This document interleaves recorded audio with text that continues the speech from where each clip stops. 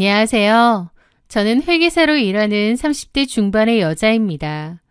저는 성격상 보이지 않는 운명이나 요행을 믿지 않습니다. 모든 일에는 원인과 결과가 있다고 믿는 전형적인 이성파죠. 그런 제가 도저히 논리적으로 설명할 수 없는 기막힌 시댁 소동극을 겪게 될 줄은 꿈에도 몰랐습니다. 지금의 남편 용찬 씨와는 4년이라는 긴 시간 동안 연애했습니다. 연애 기간이 길었던 만큼 시댁 식구들과도 결혼 전부터 스스럼 없이 지냈죠.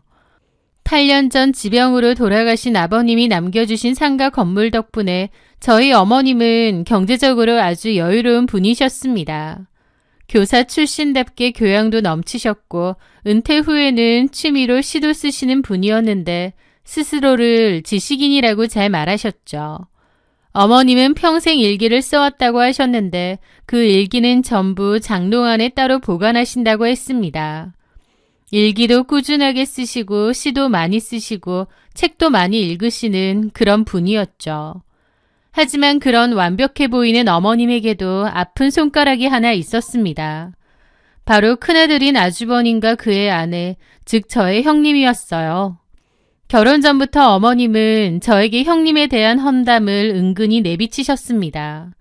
형님은 어머님이 가장 싫어하는 조건을 다 갖춘 분이었거든요. 집안은 형편없이 가난했고 이렇다 할 기술이나 직업도 없었습니다. 결정적으로 아버님과 속도 위반으로 사고를 쳐서 떠밀리듯 결혼한 케이스였죠. 아주버님 또한 어머님의 골칫거리였습니다. 사업을 하겠다며 아버님이 남겨주신 미천을 야금야금 까먹기만 했고 결국 지금은 형님과 함께 어머님이 주시는 생활비에 의지해 근근히 살아가는 처지였으니까요. 어머님은 그런 형님을 대놓고 무시하고 저랑 비교하곤 하셨습니다. 예, 수미야. 너는 애들 교육시킨다는 애가 맞춤법 하나 제대로 모르니? 지민이 봐라. 저렇게 박식하잖니. 너도 책 좀 읽고 교양 좀 쌓아라. 저는 그때까지 아직 결혼도 안 한 상태여서 정식 며느리도 아닌데 저랑 비교를 하실 때면 너무 민망하더라고요. 괜히 형님에게 밉보일 수도 있는데 어머님이 왜 저러시나 했지만 어머님은 형님이 마음에 안 드니 괜히 저를 갖다 대며 비교를 하시는 것 같기도 했습니다. 그렇게 저는 오랜 연애를 끝내고 남편과 결혼에 골인했습니다.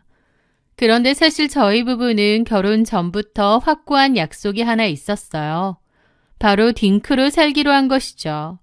아이보다는 우리 두 사람의 삶과 커리어에 집중하자는 합의였고 남편도 동의했습니다.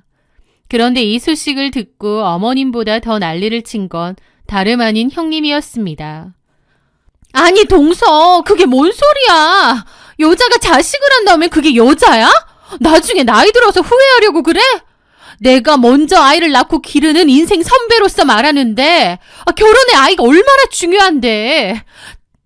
딸 하나 아들 하나를 둔 형님은 아이를 낳은 것만이 유일한 자랑거리이자 저보다 나은 구석이라고 생각하시는지 제 앞에서 육아의 중요성을 설교했습니다.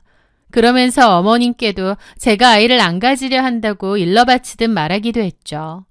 하지만 어머님은 이번에도 제 편이셨습니다.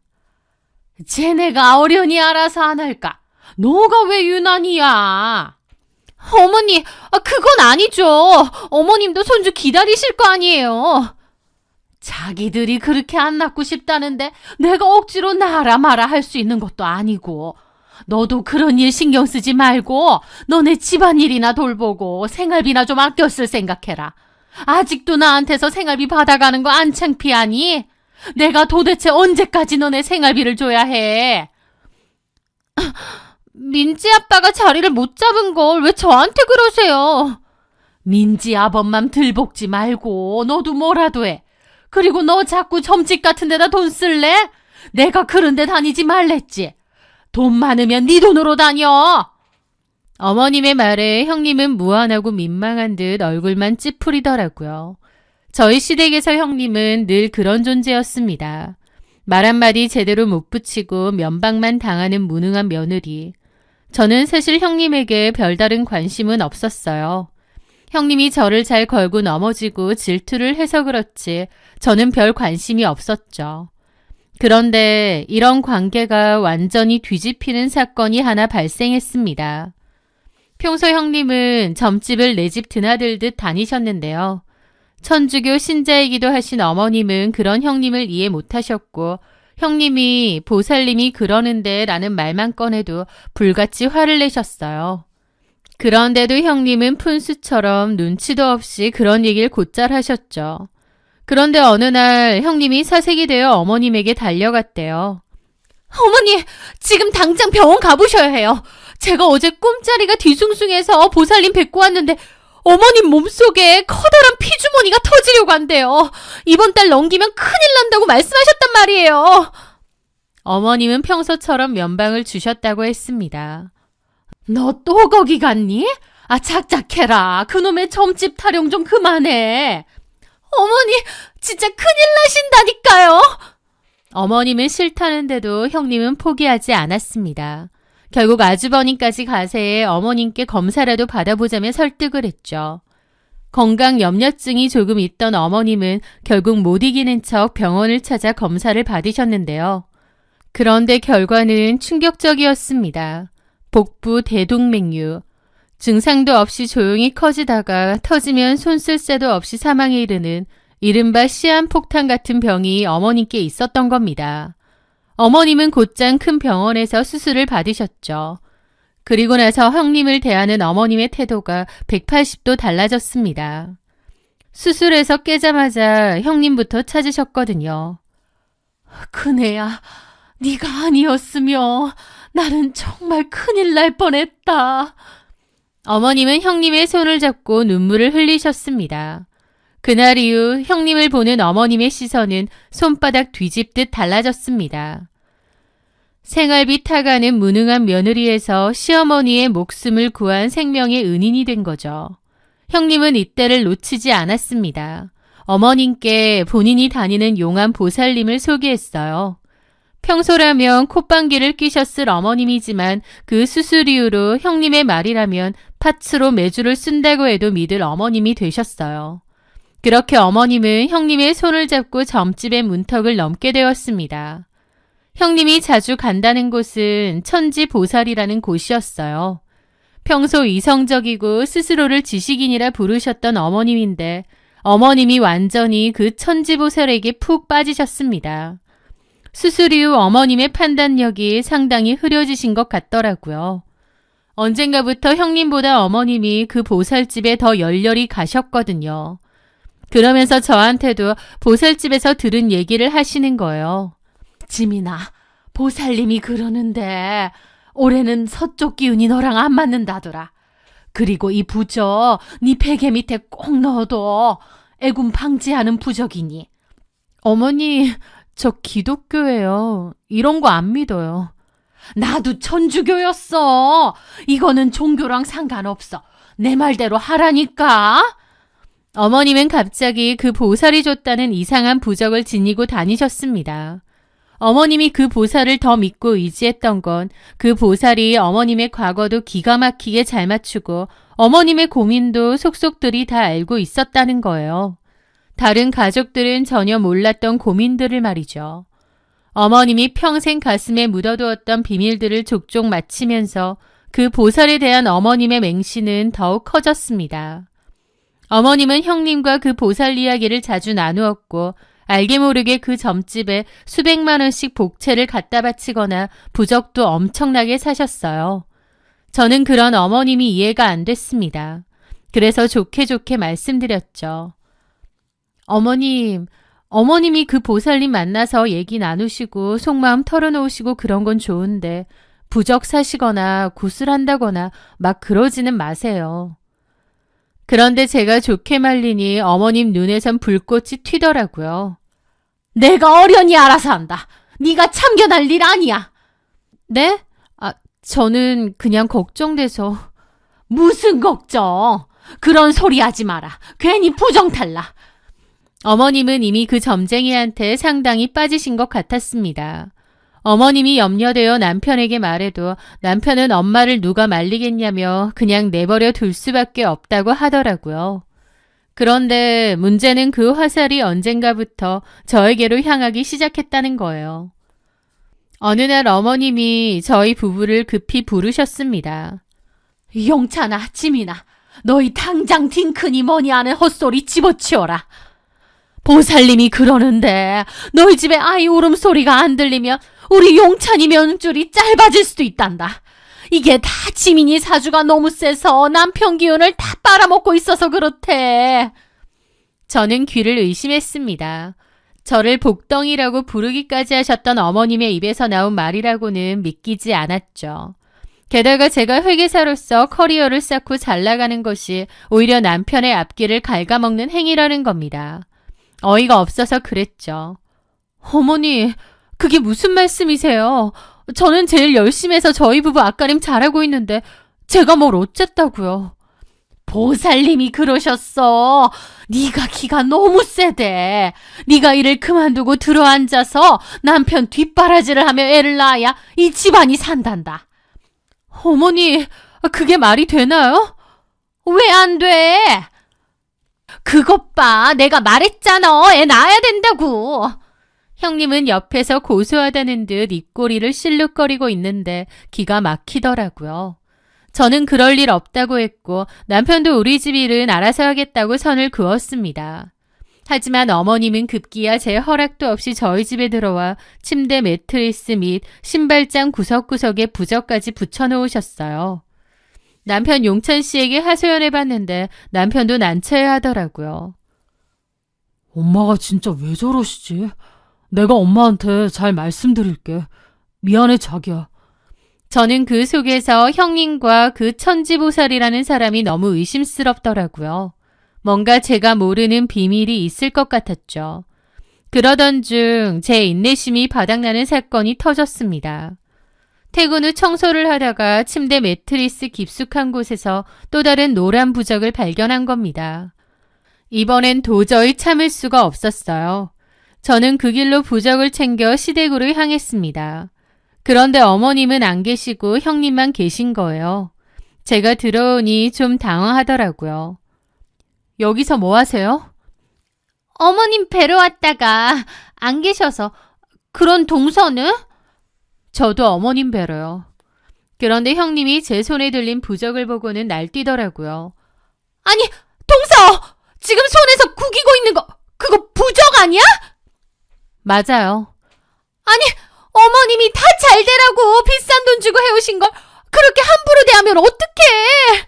그 부적이 얼마짜린 줄 알아? 300만 원짜리야. 그 순간 뭔가 이상하더라고요. 300만 원이요? 이깟게 300이나 한다고요? 근데 형님이 어떻게 그렇게 잘하세요? 아니, 나도 원래 갔던 곳이니까 잘 아는 거지. 저는 뭔가 이상해서 더 따져 물었습니다. 형님, 솔직히 말씀해보세요. 어머님 옆에서 바람 잡은 거 형님이죠? 형님이 다니는 점집 매출 올려주려고 저희 부부까지 끌어들이는 거 아니냐고요. 혹시 그 보살님하고 개인적으로 아는 사이 아니에요? 뭐라는 거야? 워낙 영험한 분이니까 어머님 소개해준 거고, 이것도 어머님 본인이 원하시는 대로 하는 건데 왜 나한테 그래? 목소리는 컸지만 묘하게 방어적이고 초조해 보였습니다. 저는 그때 확신했습니다. 형님에겐 분명 무언가가 있다라고요. 돈의 흐름을 쫓고 앞뒤가 맞는지를 따지는 게 제 직업이다 보니 그런 촉이 발동했던 거죠. 그런데 얼마 지나지 않아 저의 직감이 맞았다는 것을 알게 되었습니다. 얼마 뒤에 시댁 제사가 있던 날이었어요. 저는 약속했던 시간보다 일찍 도착을 했습니다. 그런데 어머님 댁으로 들어가니 또 저번처럼 형님 신발만 현관에 있더라고요. 어머님도 안 계신 집에 2번이나 형님만 계셨던 겁니다. 저는 조용히 들어와 가방을 내려놓는데 안방에서 무슨 찰칵찰칵 소리가 들리는 겁니다. 방문으로 가서 문을 살짝 열어보다가 깜짝 놀랐습니다. 형님이 어머님이 쓰시는 일기장을 훔쳐보면서 사진까지 찍고 있었거든요. 게다가 누군가 통화도 하더라고요. 보살님, 나야. 내일 아침 일찍 어머님 갈 거니까 준비해둬. 그 순간 저는 뭔가가 있다 싶어서 바로 핸드폰 녹음 기능을 켰습니다. 어머님 일기 찍은 건 내가 좀 이따가 카톡으로 보내줄게. 옛날에 썼던 일기도 원래 같이 있었는데 어디 치웠는지 잘 안 보이네. 이건 내가 다음에 한번 뒤져봐야겠어. 그리고 저번에 말한 국값에서 내 목 떼어놓는 거 잊지 마. 계산 제대로 해서. 그 모든 걸 들은 저는 경악을 했죠. 형님에게 지금 무슨 짓이냐고 외치려다가 일단 말았습니다. 무슨 일인지 몰래 캐봐야겠다 싶었죠. 그렇게 저는 살금살금 다시 현관으로 돌아와서 마치 지금 도착한 것처럼 문을 다시 닫으며 외쳤습니다. 저 왔어요, 어머님. 그러자 잠시 후 안방에서 형님이 당황한 얼굴로 나오더라고요. 왔어? 동서, 어머님 안 계셔. 시장 갔다 오신다고. 네, 그런데 왜 어머님 방에서 나오세요? 나도 좀 전에 왔어. 어머님 계신가 해서 잠깐 들어와 봤던 거야. 그러세요? 형님은 뻔뻔하게 거짓말도 잘하더라고요. 잠시 후 어머님이 오셨고 저희는 제사 준비를 했습니다. 저는 그날 형님을 가만 지켜봤는데 참 뻔뻔하게도 아무 일도 없었던 것 마냥 굴더라고요. 저는 그날로 형님의 뒤를 캐기 시작했습니다. 그리고 알게 되었죠. 알고 보니 그 보살은 형님의 고향 선배였다는 것을요. 영험해서 어머님에게 소개해줬다지만 이미 잘 아는 사이였던 거죠. 게다가 형님이 몰래 어머님의 일기장을 찍어 그 보살에게 넘겼고 보살은 어머님의 과거를 다 아는 양 거들먹거리며 어머님을 믿게 만들었던 겁니다. 그러면서 부적이니 구신이 기도비니 이런저런 명목으로 돈을 뜯어냈고 거기서 일부는 형님이 얻어갔던 거죠. 저에 대한 안 좋은 얘기들은 덤이고요. 5천만 원짜리 구판이 벌어지기 하루 전날 저는 모든 자료를 들고 시댁으로 향했습니다. 형님이 보살과 한 통속이 되어 어머님의 돈을 갈취하고 있었다니 정말 상종 못할 인간이구나 싶더라고요. 저는 모든 가족이 다 모였을 때 제가 준비했던 자료들을 펼쳤습니다. 형님, 천지보살인가 뭔가 그 여자랑 학교 선후배 사이였다면서요. 그 여자는 별로 장사도 안 되는 점집 운영하다가 형님 덕분에 돈 많이 만졌겠어요. 형님이 어머님 일기장 찍어서 몰래 그 여자한테 넘겼잖아요. 어머님은 그게 무슨 소리냐며 경악을 했습니다. 말 그대로입니다. 그 보살이 어머님에 대해서 속속들이 안다고 신기하다고 하셨잖아요. 그럴 수밖에요. 어머님 일기장을 형님이 찍어서 넘겼거든요. 제가 직접 봤어요. 어머님밖에 모르는 비밀들인 줄 아셨겠지만 형님도 그 보살도 알 수밖에 없었던 거죠. 동서, 미쳤어? 지금 무슨 말을 하는 거야? 형님이 악을 썼습니다. 하지만 저는 제가 그때 녹음한 내용을 고스란히 틀어드렸죠. 어머님 일기 찍은 건 내가 좀 이따가 카톡으로 보내줄게.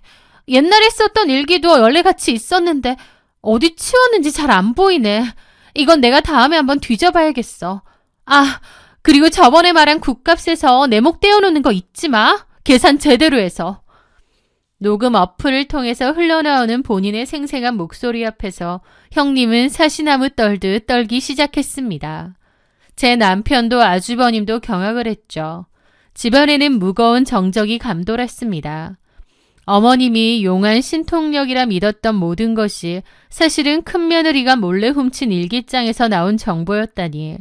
충격받으신 어머님은 형님을 가리켰죠.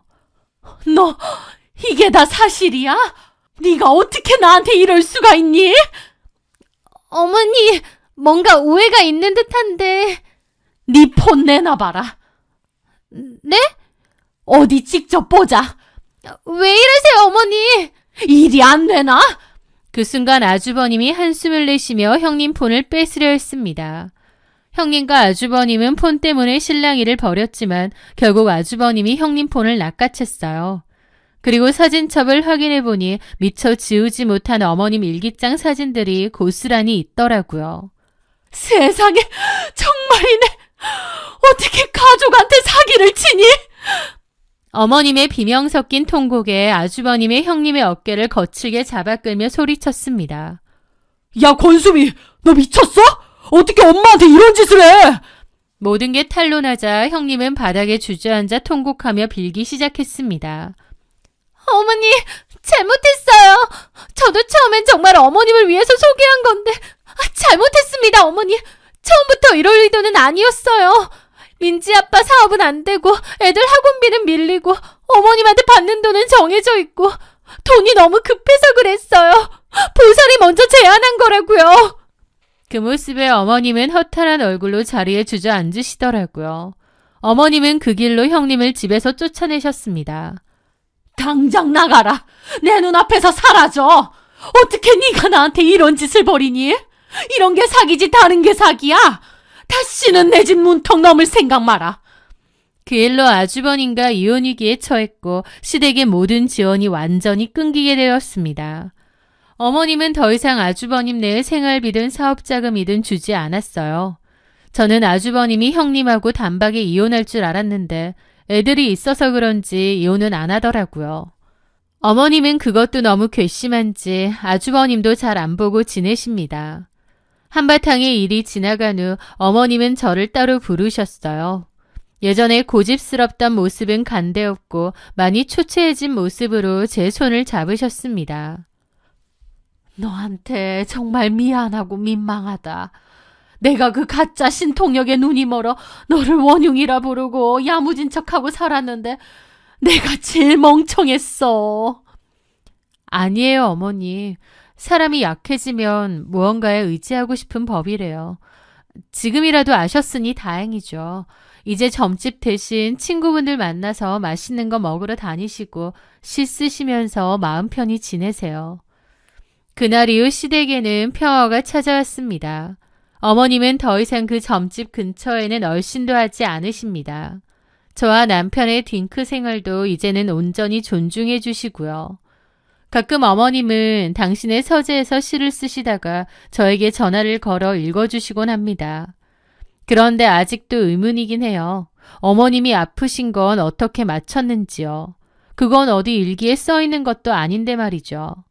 소가 뒷걸음질 치다가 뒷발로 쥐를 잡은 건지 아니면 사기치는 와중에도 약간의 영험함이 있었던 건지 어쨌든 가족을 상대로 사기를 치려던 형님, 그냥 어머님을 모시고 병원을 데리고 간 것만 해도 어머님은 형님에게 너무 고마워했고 그 뒤로는 형님에게 정말 잘해주셨을 거예요. 굳이 추가로 보살을 소개해주고 사기치지 않아도 말이죠. 욕심이 과했던 것 같아 참 어리석기도 하고 또 어떻게 가족을 상대로 사기를 치려고 했나 싶어 참 악덕하구나 싶기도 하네요. 취미로 또 재미로 사주나 점을 보는 건 좋지만 저의 형님이나 예전의 어머님처럼 맹신은 금물이라는 생각이 다시 한번 듭니다. 제 사연 들어주셔서 감사합니다.